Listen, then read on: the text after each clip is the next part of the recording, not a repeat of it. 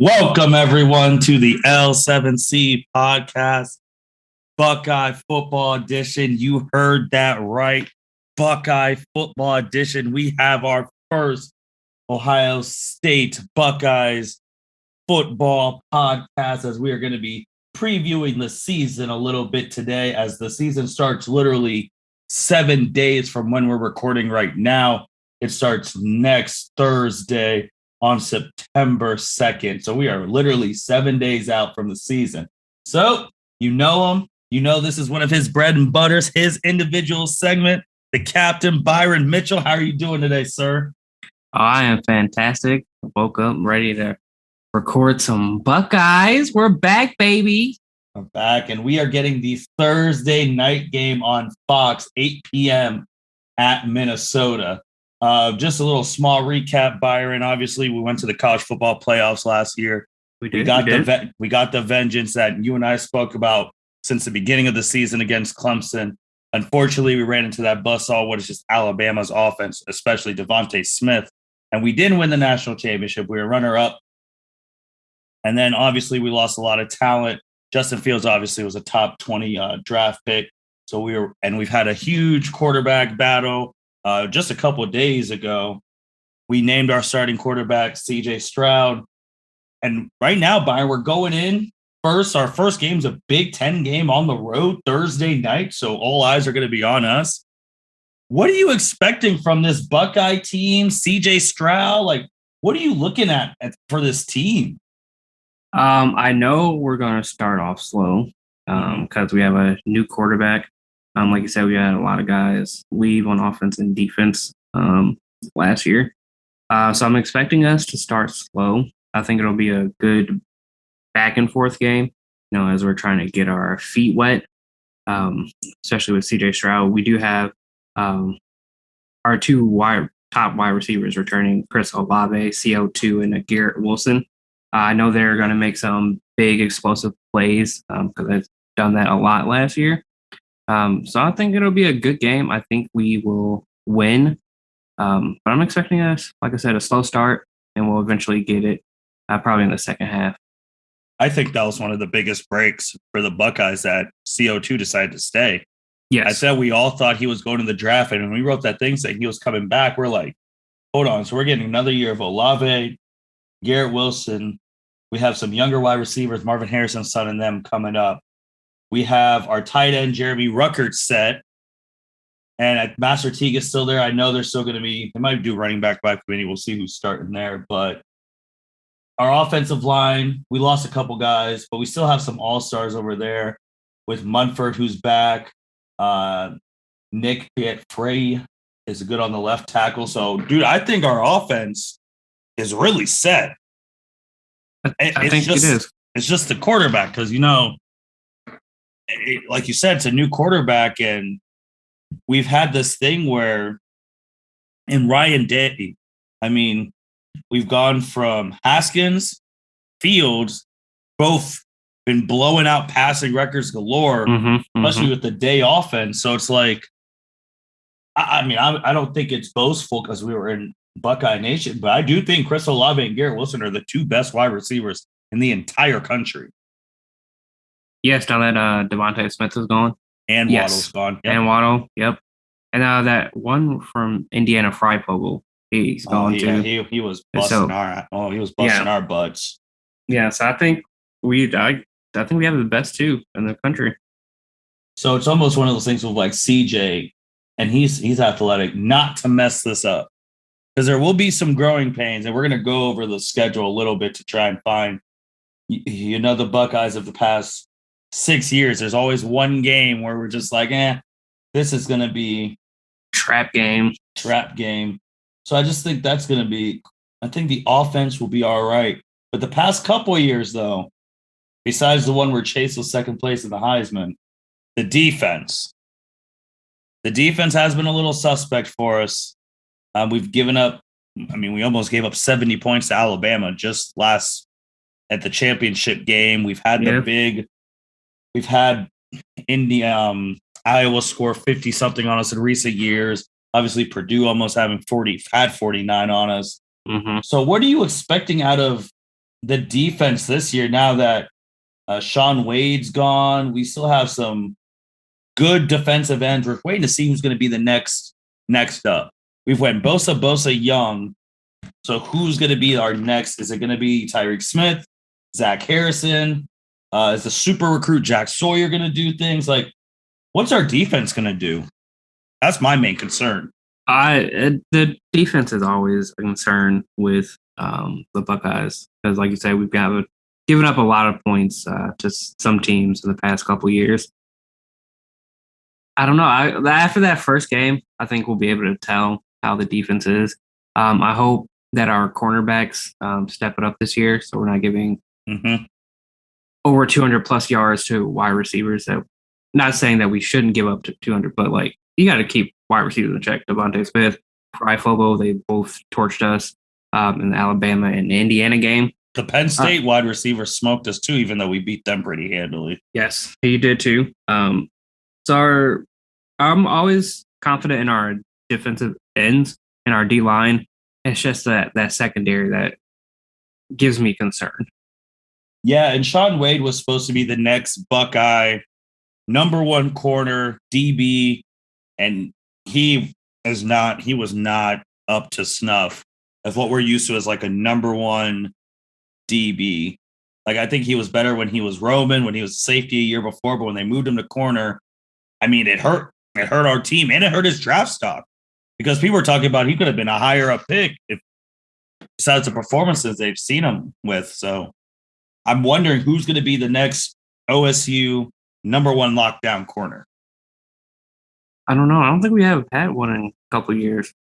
Oh, I think the last time we had a lockdown corner. Probably Okudah, yeah. Yeah, Okudah. I mean, because no one was getting past him. And then we had Chase. Like, that's the thing. And we got Kerry Combs. So we're going to see.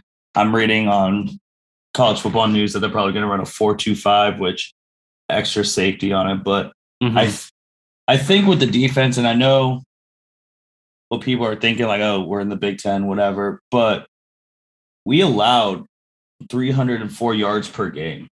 Like, that's insane. And pass coverage. Oh, that was just pass coverage? Mm-hmm. Oh, wow.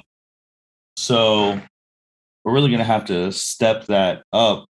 But, I mean, we're in the Big Ten, so we'll see. And when we talk about this, if you guys have listened to our football ones, we're always focused on the conference, but we're always also thinking about what's going on around us because we expect to be at least fighting for a playoff spot, let alone getting one. So, like, when we're getting mid-season and we're harping on the defense, even though we've won by 25, we're like, well, that defense, what's that going to do against Alabama? Right. What's that going to do against Clemson? Those are what we're looking at. We know what this team is capable of, but we're measuring up against other people across the country. Byron, preseason ranking-wise, they had us at 4th in the AP and the coaches. Were you okay with that? I mean, they always rank Ohio State lower than I expect them to. Like, I'm not sure why we're not number 2, even though because we literally only lost to Alabama last year. Yep. So, and they won the national championship. So I think the runner-up should be ranked number 2. I think they have Clemson and Georgia ahead of us. In the AP top 25, I'll just do the top 5 for y'all. We had Alabama 1, Oklahoma 2, Clemson 3, OSU 4, Georgia 5. In the coaches poll, it was Alabama 1, Clemson 2, Oklahoma 3, Ohio State 4, Georgia 5. So Oklahoma was ahead of us in both. They were 3 in coaches, 2 in AP, and I'm like, what? I guess they see something in Oklahoma that I don't see, but they believe in Spencer Rattler that much. I mean, he is one of the, I think, top 5 Heisman candidates, along with CJ Stroud. Which is wild that CJ is already a candidate. I was like, sometimes I don't like how those go because then someone just comes out of nowhere and takes the trophy. But yeah, Clemson, I was kind of shocked. I mean, I was shocked with both of them. I thought we should have been 2 because Clemson, they're replacing a superstar quarterback too. Yeah. With Trevor gone. And DJ, who he did play in the Notre Dame game, I know he set the passing yards record for an opponent at Notre Dame Stadium at South Bend, but They're still replacing Trevor. And Right. Oklahoma, I mean, when's the last time Oklahoma's been truly relevant in the playoff discussion? Probably the year they went to the playoffs. With Kyler? Was that they went with Kyler once, if I remember. I believe it was Kyler. And then they got smoked. Right. And then they went the year with Baker because Baker was the year where they had the epic game against Georgia and they lost. Yep. But usually, they went twice. Yeah, they've gone twice. But usually Oklahoma they don't deliver like in this playoff era. They'll lose to Iowa State, and then they're out. And speaking just a little bit on them, Byron, since we've been away, Oklahoma and Texas going to the SEC, and I know we've been puzzled by that, and we just came down to Haas because of money. It has to be because of money, because I don't like you are the top two teams in the Big 12. Now, granted, that's not saying much, but you're the top two teams in the Big 12. Why would you want to go to the powerhouse that is the SEC if it's not for money?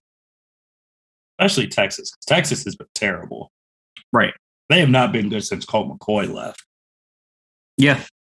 So I don't understand. Like they're thinking they're going to go compete over there.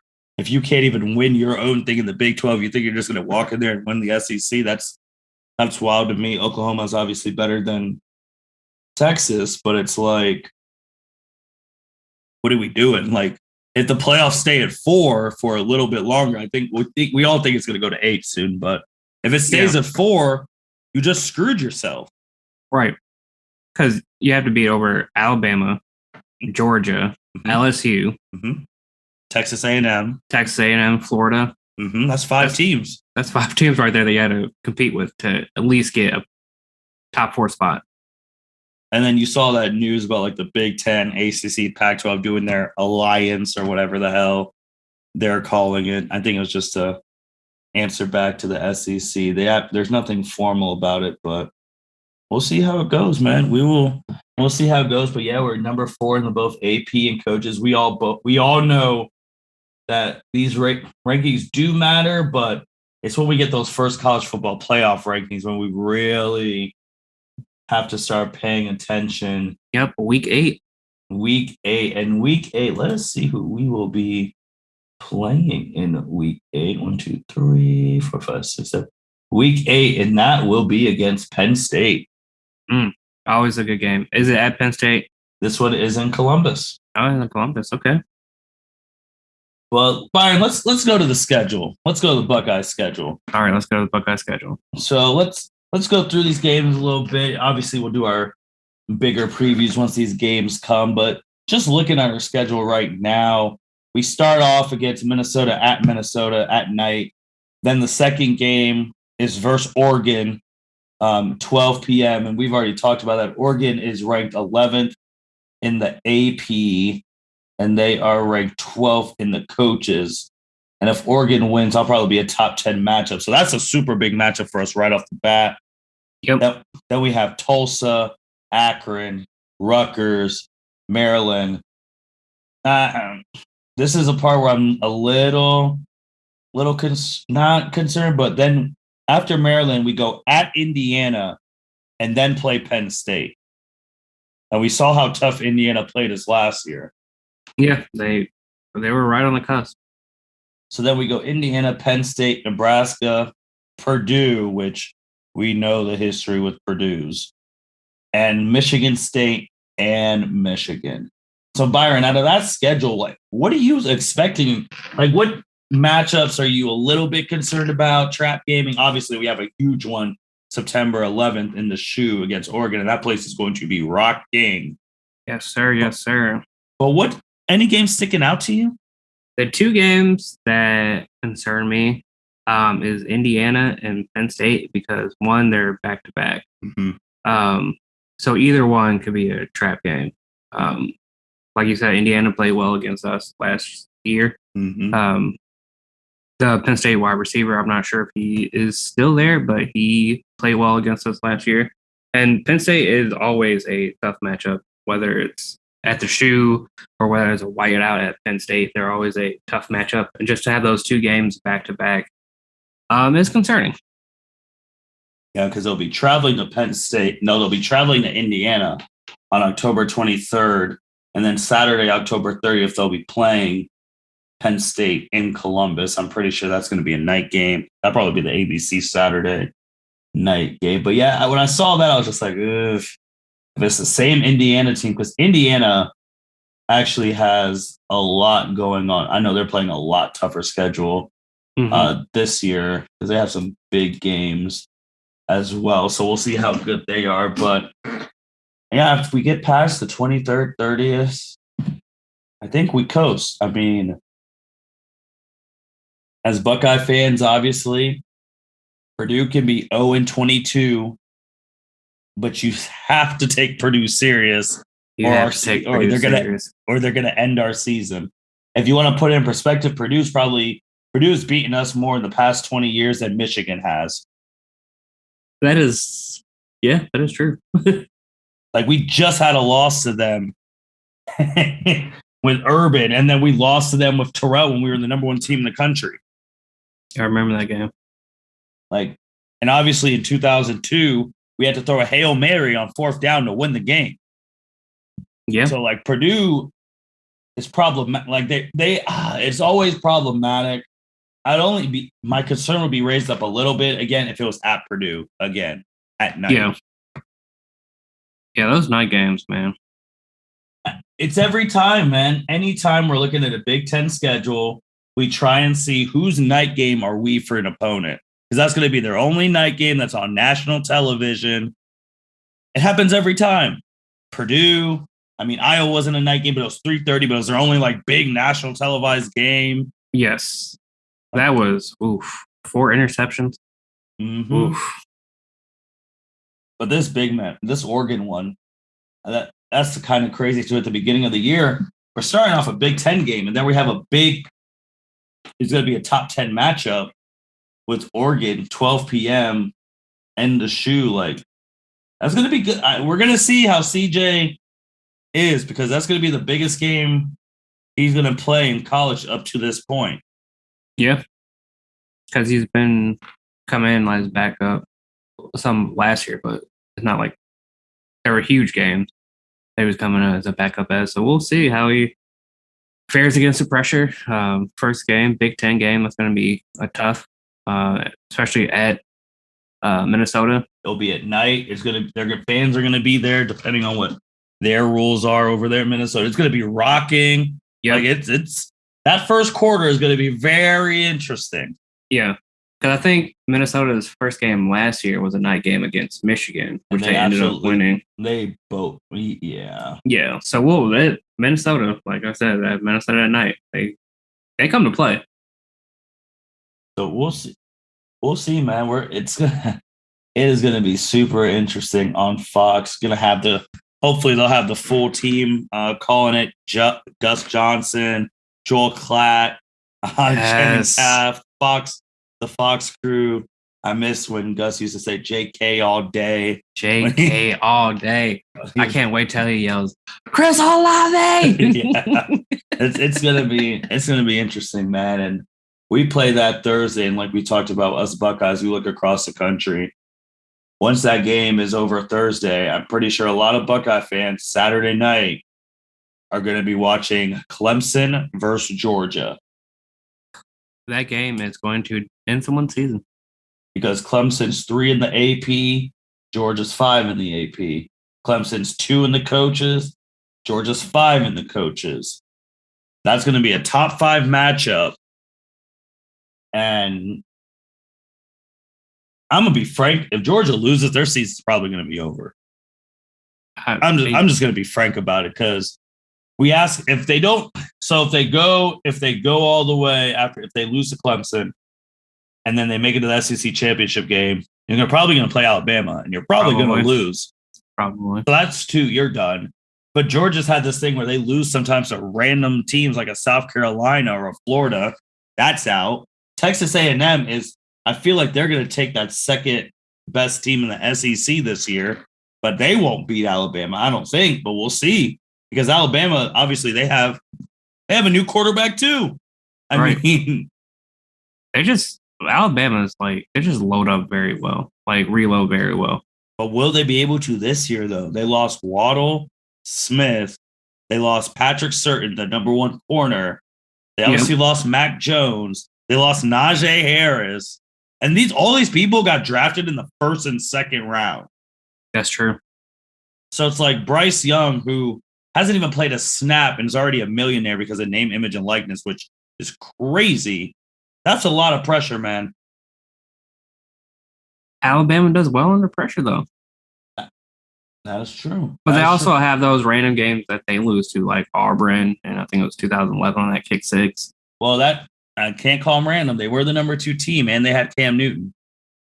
That's also true. But just look at Alabama. They start off the season even number 14, Miami. And then they play Mercer, but then they play Florida at Florida, third game of the year. Yeah, some big games in the first 3 games.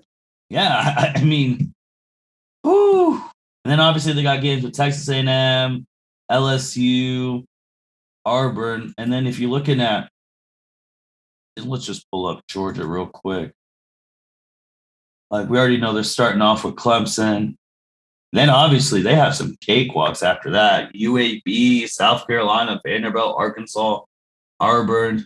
Then they'll play, they'll play Florida October 30th.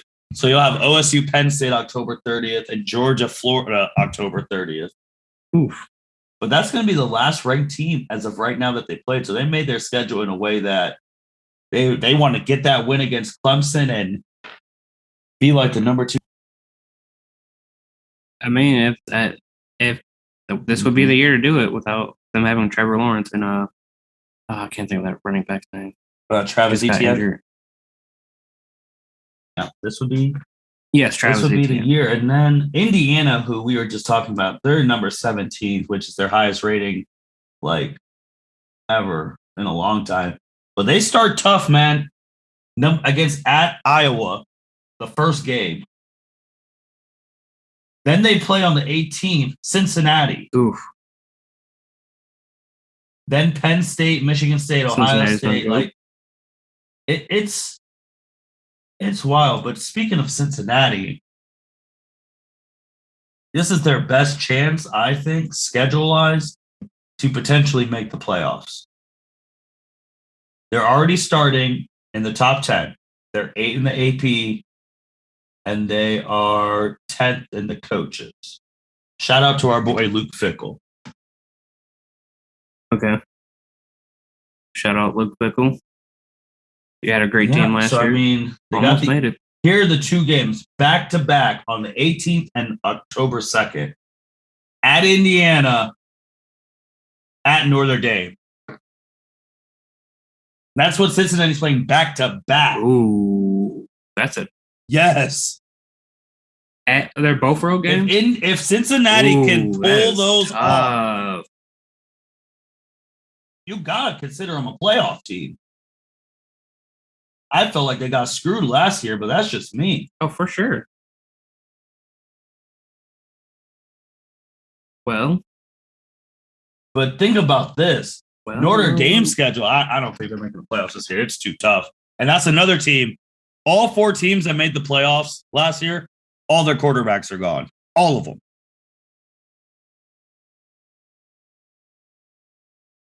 Mm-hmm. Yep. Ian Book just got drafted to the Saints. Justin Fields went to the Bears. Mac Jones. Trevor Lawrence went to the Jags. Yep. But look at this little stretch. Yep. Because we give respect to Purdue on this channel. So their third game will be versus Purdue. This is Notre Dame. Next game gets number 12, Wisconsin. Then from Wisconsin, Cincinnati. And then they're at Virginia Tech. But then after that, number 15, USC. And then number 10, UNC. Notre Dame set themselves in like if they win all their games, they're obviously going to be in the playoffs, but they're probably going to be out of playoff contention by October 2nd because I don't think they're beating Wisconsin and Cincinnati back to back.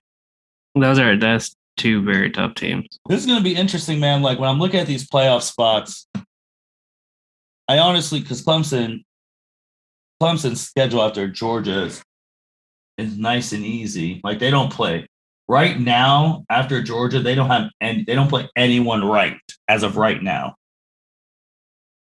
So they'll probably play North Carolina in the ACC championship game because they're on opposite sides.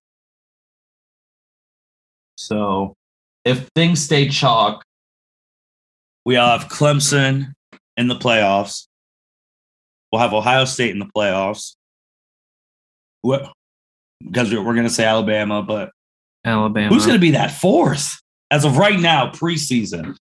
Right now, preseason. I don't want to count out the Big 12. As a Big 12 team right now. For now, until 2025, I think. Let's say Oklahoma's schedule out here. We don't even know who they're. If they got anyone tough. The schedule looks kind of poo. Not gonna lie. They don't have a preseason ranked game until verse 21 Texas. Yeah, their schedules. Well, they do have that number 7 Iowa State. Yes, they do. And Oklahoma is known to blow a couple. So we'll see. Everyone's on the Spencer Rattler train. So if they're What is the highest ranked Pac-12 team? Oregon. Do you have anybody in the top 10? Mm-hmm. Oregon, number 11. Right. I mean, they'd have to beat Ohio State. For that Ohio State game, they'd have to beat Ohio State. They would have to beat Ohio State. I think the second highest one is USC, which I don't know why USC is ranked because they've been trash of the past couple of years. So I don't know because currently, from Big Ten wise, Ohio State, and this is just AP, Ohio State's 4, Wisconsin's 12, Indiana 17, Iowa's 18, Penn State's 19. Just think about that, man. We just named all those teams. Yeah. Michigan, not even in the top 25 anymore. I mean, they haven't really shown greatness in the last. Oh, since we beat them off the 5-6 the walk off, that was the best. That was the best hardball team they probably had. Double. Yeah. We won on the walk off. They took us to overtime or the double overtime or the revenge tour when they were supposed to beat us and our defense was terrible and we hung 60 something on them. In Urban's last game against Michigan. Revenge tour. What a year. So, Byron, man, what are you expecting out of these Buckeyes? You're expecting Big Ten title, playoffs. We got the first game next Thursday, which you guys know what that means if you've been with us. That means every Sunday, me and Byron sit down, review the games, and then preview the next game. Okay. Do you have us losing? I'm going to say playoffs. Do you have us losing? I'm not going to say national championship just yet because I want to see how the other teams do. But if our offense can do as well as we did last year, and if we can have a solid defense, way better defense than we played against Alabama, possible national championship. But I will say that I think we're going to make it to the playoffs. I think, obviously, the Oregon, I can't even say that. Because the Minnesota game is going to be a coming out because it's going to be people's first time seeing him. Oregon's going to be big. And then once we get to that Indiana, Penn State, especially, if CJ Stroud is anything remotely close to what Justin, I'm not saying he's going to be better than Justice, obviously not. Justin Field only lost twice, and he lost in the semifinals and he lost in the championship. So, but if we keep plugging in these quarterbacks and they're making 40 plus touchdowns and all of that, I think we do have a shot. Obviously, it's going to depend on defense, but if CJ's tuning, who out there can stop us? Obviously, we're going to have to see the defenses across the country, but Right now, there's no two corners I know off my brain, and I love college football, and I've studied this stuff a lot, who can line up one-on-one with Olave and Wilson. And that's just two of them. That's true. That is true. And we have young bucks who are ready to go I don't know the either, wide receiver spot. So it's like right now, what defense? There's no Patrick Surtain the second right now. Like, who's lining up saying, hey, you have Olave one-on-one because can't double because Garrett Wilson's just as good. That's true. Right off the top of my head, I don't know of anyone. But we'll see. Like you said, it's always you just never know. Also, if you find a way to guard them, you got Rucker, the tight end, who was balling against Clemson, so he could go. Like, you have two outsides, you have in the middle. Yep. We'll see with Master Teague and what they're doing with the running backs. And if you can protect Stroud, let him get in a rhythm, like outside, middle, running back, you're going to have other slot receivers step up. Like, I'm excited because I really want to see. And Ryan Day, man, calling plays. Right. The dude, I mean, the past two quarterbacks we've had have been Heisman finalists. So, what's that? Yep. What's that tight? But, man, I'm excited. Byron, anything else for our little Buckeye preview special as we get ready for September 2nd? Do we want to talk about the comments Jim Harbaugh made? I mean, it's a Buckeye podcast, so that's win or die trying. Right to talk about your rival.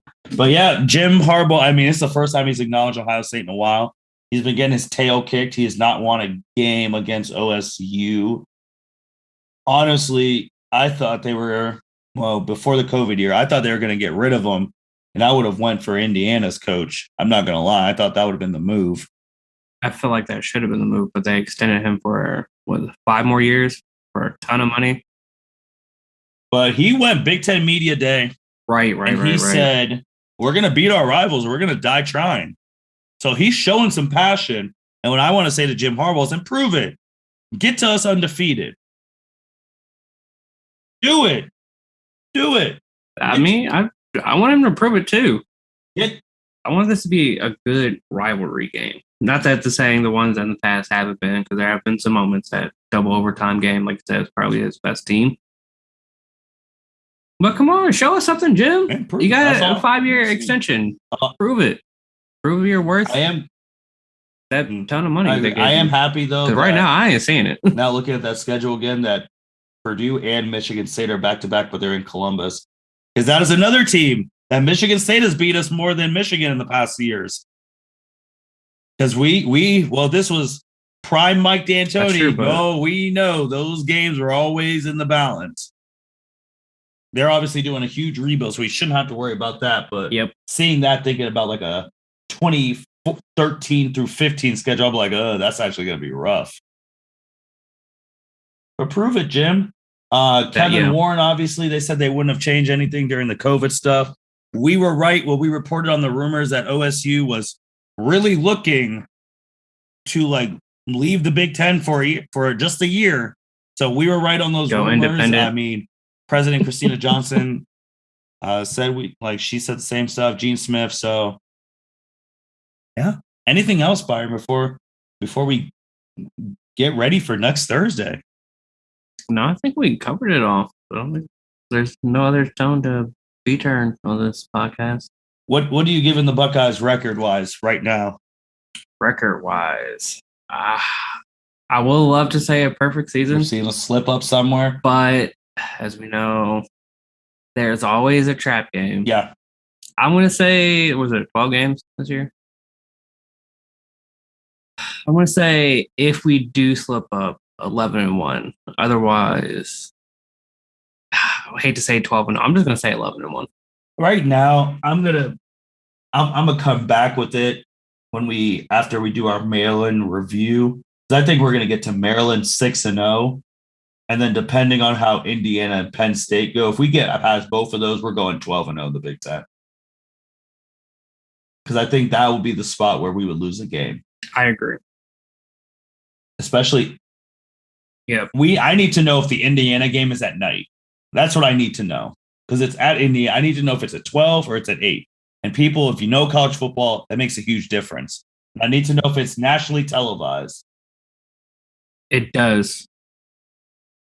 You would think that it didn't make a difference, but oh my God, those night games. Because if Indiana beats Notre Dame, we're going to have to really think. I feel like if both Ohio State and Indiana are ranked in the top 10, I feel like it would be a night game. Oh, God. Then we're going to have that preview is going to be, oh, boy. We have a long way to go for that, but if you've watched Ohio State as long as we have, you just know the patterns. And October 23rd to 30th, we're going to have to watch out. Yeah. Yes, we are. With that being said, thank you, everyone, for listening to the L7C podcast. Y'all take care. First time we get to say this. Go Bucks. Thank you for listening to this episode of the L7C podcast. Be sure to like, rate, review, and subscribe to the channel. Follow us on all social media platforms, and we'll be talking to you guys soon. Take care.